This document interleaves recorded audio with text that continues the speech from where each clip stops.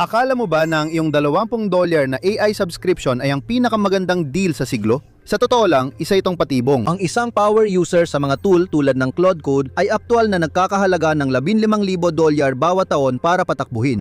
Maliit lang ang bayad mo dahil ang mga venture capitalist ang sumasagot sa gastos. Nasa AI Uber moment ka ngayon, isang pansamantalang ilusyon para maakit ka bago tumaas ang presyo. Pero paubos na ang pera. Kapag bumagsak ang $1 trillion na bahay ng baraha, mawawala o magiging 10 beses mas mahal ang mga kasangkapang ginagamit mo araw-araw. Sira ang ekonomiya ng AI. Kabanata 1, $20 na ilusyon.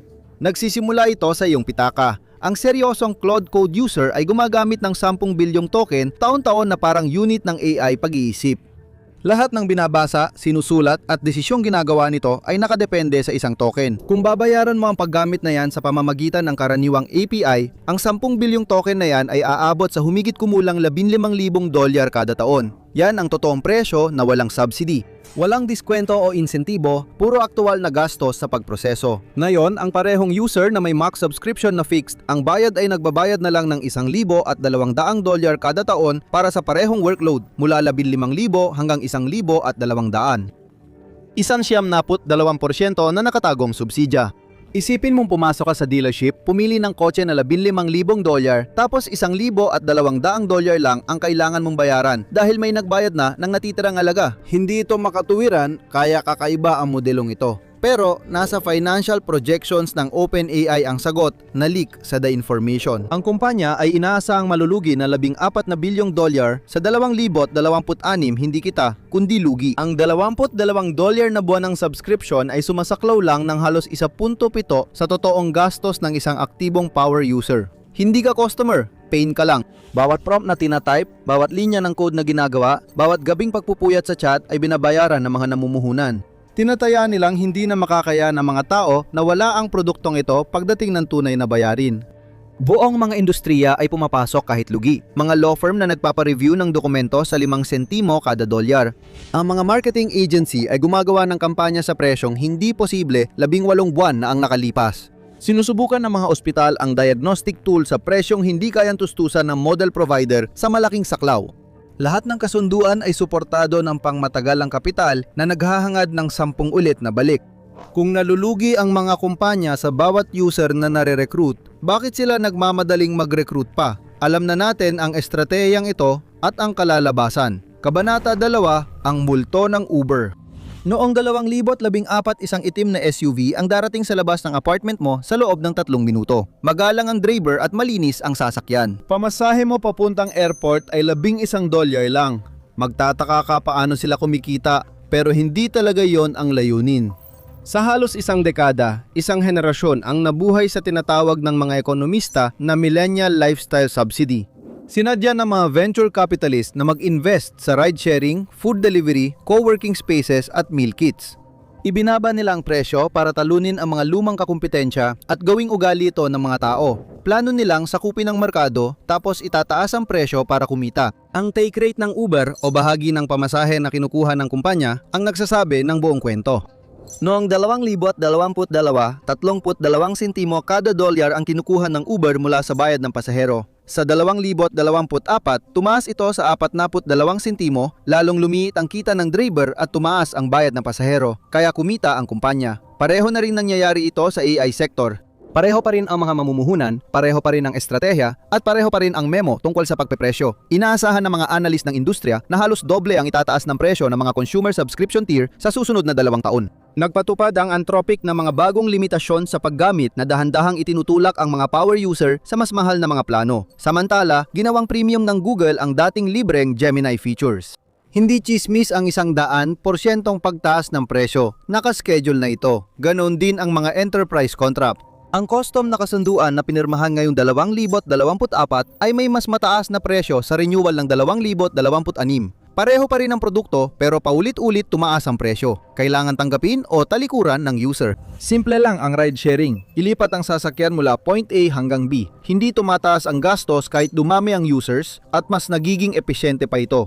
Mas maraming driver, mas mataas ang density, mas maganda ang ruta. Iba ang takbo ng AI. Ang mismong matematika ng pag-iisip ay hindi bumababa ang gastos sa parehong paraan. Mas mabilis itong nagiging komplikado.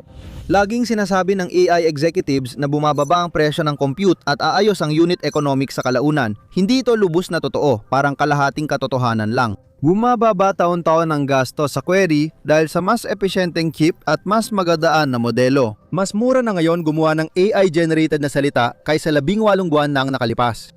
At iyan ang bahagi na gusto nilang marinig ng mga tao. Heto naman ang bahagi na ayaw nilang marinig. Kabanata 3, ang Claude Code Math. Ang mga agentic workflows gaya ng Claude Code at deep research tools ng ChatGPT ay gumagamit ng 5 to 30 beses na mas maraming tokens kaysa sa simpleng chat sessions nung 2 taon nang nakalipas. Kapag humingi ka ng tulong sa isang code assistant para ayusin ang bug na ito, hindi ito basta-basta nagsusulat ng 50 salita bilang sagot. Tahimik itong gumagawa ng mga subtask. Pagkatapos, muli nitong binabasa ang iyong mga file. Tinitingnan din ito ang sarili nitong ginawa.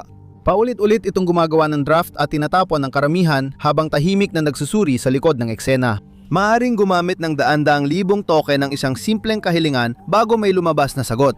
Mas mura ng kaunti ang modelo kada salita pero mas marami ring nilalabas na salita bawat kahilingan. Tumataas ang kabuuang bayarin na tinatawag na token tax na nagpapalugi sa maliliit at maparaang AI startup habang inuubos nila ang kanilang seed funding. Nanganganib nitong burahin ang isa sa pinakakumikitang negosyo sa internet. Kabanata 4, ang parusa sa paghahanap. Sa loob ng 25 taon, parang nagpiprint ng pera ang Google at napakasimple lang ng proseso. Magta-type ang isang user ng query, tapos magbabalik ang Google ng 10 asul na link na kinuha mula sa bukas na web. Ang gastos ng Google tulad ng server at kuryente ay maliit na bahagi ng sentimo bawat search, ngunit mas malaki ang kita mula sa mga ads sa tabi ng resulta. Ang margin ay isang malaking himala sa modernong pananalapi. Ngayon, binabago ito ng Google gamit ang generative AI. Ang isang AI-powered na sagot sa paghahanap, yung klase na nagsusulat ng isang talatang sagot, imbes na magpakita lang ng mga link ay mas mahal ang gastos sa paggawa kumpara sa tradisyonal na keyword search. Ngayon, i-multiply mo yan sa bilyon-bilyong query kada araw. Kung palitan ng Google ang tradisyonal na paghahanap ng AI overviews, mawawala ang pinakamaasang pinagkakakitaan ng ika-21 siglo. Unti-unting naubos ang margin na nagpondo sa YouTube, Android, Waymo at Gmail. Tahimik na inaral ng mga analyst ng Wall Street ang pinakamasamang posibleng mangyari at nakakatakot ang mga numero at mas lumalala pa ito. Nagiging walang silbi na rin ang mga modelo ng pag-aanunsyo. Kapag agad binigay ng AI ang sagot, wala nang nagkiklik sa links kaya titigil ang advertisers sa pagbayad. Tinititigan ngayon ng Google ang hinaharap kung saan mas marami itong sasagutin ng mga query kaysa dati, mas mataas ang gasto sa pagpapatakbo kaysa dati, at mas mababa ang kinikita kada query kaysa sa kahit anong punto sa makabagong kasaysayan nito. Sinasadya ng malalaking tech company na sirain ang sarili nilang top na pinagkakakitaan.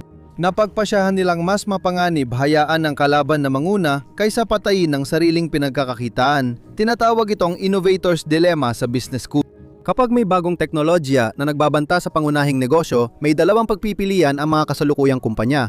Manatiling ipagtanggol ang kasalukuyang kita habang ang kalaban ay naghahanda para sa kinabukasan, o sila mismo ang palitan ang lumang negosyo sa paraang kontrolado nila at umasang kikita sa bagong plataporma bago mawala ang luma. Iyan ang direksyong sinusundan ng mga kumpanyang Google, Microsoft at Meta sa AI.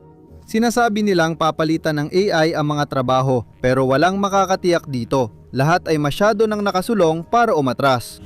Kung ganito ka negatibo ang unit economics, paano nakakakuha ng record AI revenues ang mga kumpanyang ito sa Wall Street bawat quarter? Kabanata 5, ang round trip scam. Diyan nagiging tuso ang lahat. Ipinahayag ng Microsoft na mag-i-invest sila ng $13 bilyong sa OpenAI. Maganda ang press release at dramatiko ang mga headline kaya tumataas ang stocks at napapasaya ang mga investor. Pero pag binasa ang detalye, ibang kwento ang lalabas.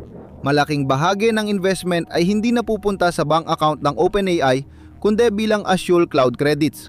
Parang gift card ito na magagamit lang sa Microsoft Data Center. Inilalagay ng OpenAI ang halaga sa kanilang balance sheet bilang nakuha nilang kapital. Itinuturing ng Microsoft ang paggamit ng cloud bilang kita at investment ng sabay. Nangako ang OpenAI na gagastos ng hanggang $250 bilyon sa Azure para matiyak ang tuloy-tuloy na ugnayan sa mga susunod na taon. Ngayon, isama pa ang Nvidia. Inanunsyo nila ang $1 billion na commitment sa OpenAI. Pagkatapos, ginagamit ng OpenAI ang kapital na yon para bumili ng mga GPU ng Nvidia. Nag-post ng record ang quarterly revenue ng Nvidia at tumaas ng husto ang presyo ng kanilang stock. Ilang buwan lang ang buong siklo at halos walang totoong perang ipinagpalit, binabago lang ang pangalan sa bawat yugto. Isama rin sina Oracle, CoreWeave at AMD. Lahat ng kumpanyang ito ay nag-i-invest, nagbebenta ng serbisyo sa isa't isa at parehas na nire-record ang umiikot na pera bilang kita. Tinatawag itong round tripping at sa Silicon Valley, strategic partnership ang tawag nila rito. Kabanata 6, patibaw ng utang sa hardware. Sa 2025, tinatayang gagastos ang Big Tech ng 320 hanggang 400 bilyong dolyar para sa AI infrastructure. Ayon sa bagong partataya, para 2026, lalapit sa 500 bilyon ang bilang na iyon. Ang mga data center, GPU, cooling system, power delivery at buong grid ay pinapalakas upang kayanin ito. Samantala, ayon sa ulat ng Menlo Ventures na State of Consumer AI, umabot lang sa 12 bilyong dolyar ang global na paggastos ng consumer sa AI services. Daang bilyon ang lumalabas pero 12 bilyon lang ang pumapasok. Ang laki ng agwat ay parang ekonomiya ng mid-sized na bansa at hindi ito natatakpan ng kita kundi ng utang. Corporate bond, structured credit at private lending. Ang Meta lang ay nakalikom ng 30 bilyong dolyar sa bond markets noong huling bahagi ng 2025, may isa pang halos 30 bilyon sa pamamagitan ng isang joint venture na inayos ng Morgan Stanley na itinayo para hindi makita ang mga pananagutan sa pampublikong balance sheet ng Meta. Pumirma ang Microsoft ng 20 taong kasunduan sa pagbili ng kuryente para muling paganahin ang 3 Mile Island. Nakipagsusori ng Google sa NextEra Energy para buksan muli ang mga plantang nuklear. Patuloy ang mga pangako kahit bumaba ang kita sa AI, ngunit hindi tumatagal ang hardware. Ang high-end na Nvidia GPU na nagtutulak sa boom na ito ay tumatagal lang ng 1 hanggang 3 taon bago mapalitan ng mas bagong modelo at maluma. Nawawala agad ang karamihan sa book value nito tuwing may bagong henerasyon na lumalabas na nangyayari halos bawat 18 buwan. Ang data center na may lumanang 3 taong chips ay tinuturing na pabigat sa industriya tulad ng pagbagsak ng dot-com noon. Nang pumutok ang bubble noong 2000 iniwan ng mga telecom company ang milyon-milyang milya ng fiber optic cable sa lupa. Binili ito ng bagong kumpanya sa murang halaga at dito itinayo ang YouTube, Netflix at Spotify. Malaki ang pagbagsak pero naging kapaki-pakinabang ang mga natira. Ang AI bubble ay mag-iwan ng mga bodega na puno ng walang silbing silikon na nakakadena sa 20 taong kontrata sa kuryente at mga gusaling semento sa gitna ng kawalan na walang makakaalam kung anong gagawin dito. Ipapasa ng utility company ang mas mataas na singil sa kuryente sa mga bahay sa loob ng mga dekada kahit may kita o wala mula sa AI. Hindi matatagalan ang kakulangan na umaabot sa daang bilyong dolyar. Alam na ng mga kumpanyang kasali sa karera, kaya tahimik silang gumagawa ng paraan para pabagalin ang pagkalugi bago mapansin ng publiko.